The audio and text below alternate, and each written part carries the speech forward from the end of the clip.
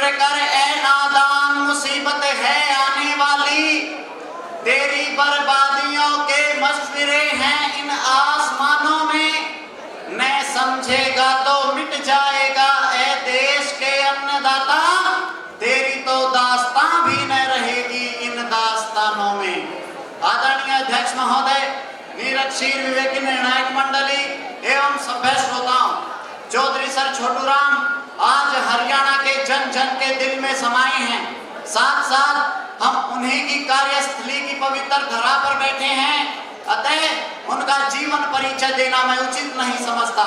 एक समय था जब सेठ साहूकार रूपी काला बिस्तरनाग किसान मजदूर कौम को डसता चला जा रहा था। सरकार साहूकारों पर लगाम नहीं लगा पा रही थी, लेकिन हमारा इतिहास इस बात का साक्षी है कि पापियों का विनाश करने के लिए कोई न कोई महापुरुष देव रूप में उतरता है, और ऐसे ही देव पुरुष थे चौधरी सर छोटूराम।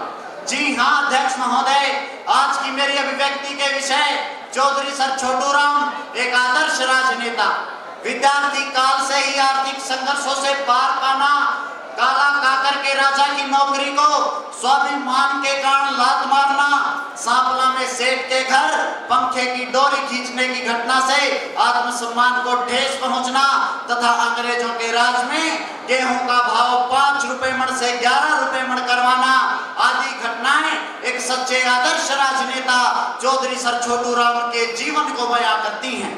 सभ्य श्रोताओं, उस पराधीनता के समय में किसान मजदूर कौम की दशा कितनी दयनीय थी, इसका वर्णन करना मेरे इस 5 मिनट के संबोधन में संभव नहीं है। इस संदर्भ में तो मुझे केवल इतना ही कहना है कि उससे क्या पूछता है ए दर्दे वतन, अरे उससे क्या पूछता है ए दर्दे वतन, जिसने अपने सीने के दाग बेच दिए, इससे पूछिए बहरे वतन, जिसने अपने चश्मों चिराग बेच दिए। अध्यक्ष महोदय, उन काले दिनों में पंजाब का किसान कर्ज के भार से इतना दबा पड़ा था कि सेठ साहूकारों का कर्जा उतारते उतारते कई पीढ़ियां खप जाती थी, लेकिन कर्ज ज्यों का त्यों किसान के सिर पर बैठा अट्टहास करता रहता था। सन 1929 में चौधरी साहब के पास एक मुकदमा आया। 200 बीघे जमीन की मालकिन एक विधवा औरत का घर नीलाम कर दिया गया, और अत्याचार की पराकाष्ठा तो तब हो गई जब चक्की के गरण में पड़ा आटा भी उस विधवा औरत को नहीं उठाने दिया गया। चौधरी साहब ने उसे दिन मन ही मन यह संकल्प किया कि ऐसे काले कानून को उखाड़ फेंकना होगा जो किसानों के खिलाफ हो। भाइयों बहनों, इतिहास साक्षी है इस बात का कि किसान मजदूर कौम को उस शोषण से उभारने के लिए अपने संगठन में मेहनत के बलबूते पर राष्ट्रीय संयुक्त पार्टी के माध्यम से एक आदर्श राजनेता के रूप में वे किसानों के लिए ढाल बनकर उपस्थित हुए। किसानों को उत्साहित करते हुए वे अक्सर कहा करते थे कि यह किसान, यदि जमाना सतयुग का होता तो मैं तेरी बड़ी इज्जत करता, यदि सदाकत और हनक वैसी का राज होता तो मैं तेरी फराग दिली पर दावत देता, लेकिन ये कलयुग है, राज भी अजीब है, ये धोखे व फरेब का राज है जो तुझे खा जाएगा।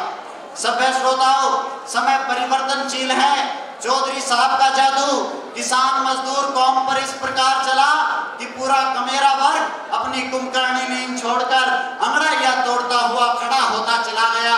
चौधरी साहब ने मंत्री बनते ही जब अनेक किसान हितैषी कानून पास करवाए तो खुशी के मारे किसान अक्सर कहा करते थे कि भाई सूदखोरों वाले छोरे छोटू ने रोक काट दिया। भाखड़ा का नीला पानी कल कल करते हुए जब हमारे खेतों में पहुंचता है तो स्वतः ही हमारी आंखों के सामने चौधरी साहब का चित्र उपस्थित हो जाता है। कई बार मेरा मन कल्पना करता है कि 9 जनवरी 1945 को जब उनका पार्थिव शरीर रोहतक की ऐतिहासिक नीली कोठी में आया होगा तब शायद आकाश भी ऊपर से झांक कर रोया होगा। रोने वाले किसानों की तो मात्र कल्पना ही की जा सकती है।